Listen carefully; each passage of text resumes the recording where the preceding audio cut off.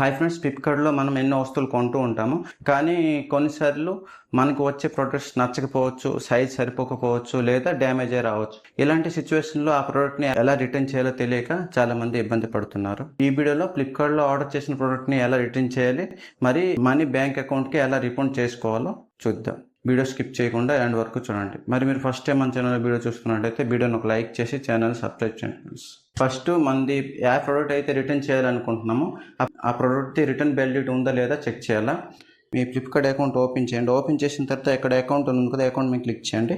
Orders మీద click చేయండి. Click చేసిన తర్వాత మీరు ఏ ప్రోడక్ట్ అయితే మీరు రిటర్న్ చేయాలనుకుంటున్నారో ఆ ప్రోడక్ట్ పేజ్ అనేది ఓపెన్ చేయండి. ఇక్కడ రిటర్న్ పాలసీ డేట్ అనేది ఉంది చూసారా, ఇక్కడ May 27 అని ఉంది.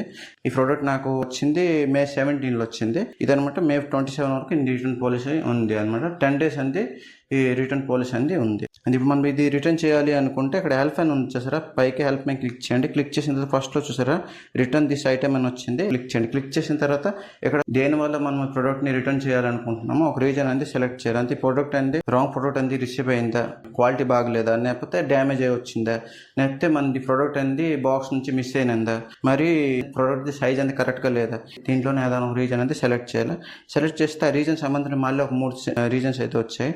మనకి ఎటువంటి ప్రోడక్ట్స్ అనేది అవసరం అనేది ఒక రీజన్ అందులో సెలెక్ట్ చేస్తే, సెలెక్ట్ చేసిన తర్వాత ప్రోడక్ట్ గురించి ఏదైనా కామెంట్ కూడా మనం చేయొచ్చు. కాకపోతే కామెంట్ అనేది ఆప్షనల్ ఉంది, మీరు కామెంట్ చేసినా అవుతుంది, కామెంట్ చేయకపోయినా అవుతుంది. కంటిన్యూ క్లిక్ చేయండి. కంటిన్యూ క్లిక్ చేస్తే ఇక్కడ మళ్ళీ 2 ఆప్షన్స్ అయితే వచ్చాయి. Exchange, refund. మీకు ఇది ప్రోడక్ట్ని రిటర్న్ చేసి వేరే ప్రోడక్ట్ని మీరు తీసుకోవాలనుకుంటే ఎక్స్చేంజ్ని సెలెక్ట్ చేయండి.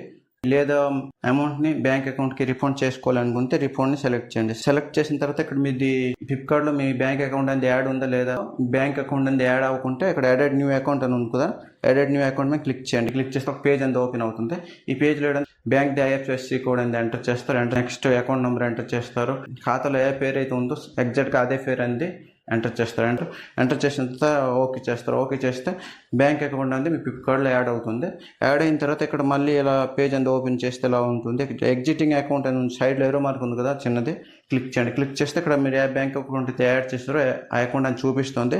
సెలెక్ట్ చేస్తారు. సెలెక్ట్ చేసిన తర్వాత కంటిన్యూ ఆప్షన్ అనేది అక్కడ కిందకే వస్తుంది అనమాట. కంటిన్యూ మేము క్లిక్ చేస్తే పికప్ రీఫండ్ అని చూపిస్తుంది. కిందకి సబ్మిట్ రిక్వెస్ట్ అని ఉంది కదా, సబ్మిట్ రిక్వెస్ట్ మీద క్లిక్ చేస్తారు. క్లిక్ చేస్తే మీరు మీ ప్రోడక్ట్ రిటర్న్ అనేది అప్రూవల్ అవుతుంది. పికప్ డేట్ అని చూపిస్తుంది. ఆ డేట్ నేడు మీకు కాల్ వస్తుంది.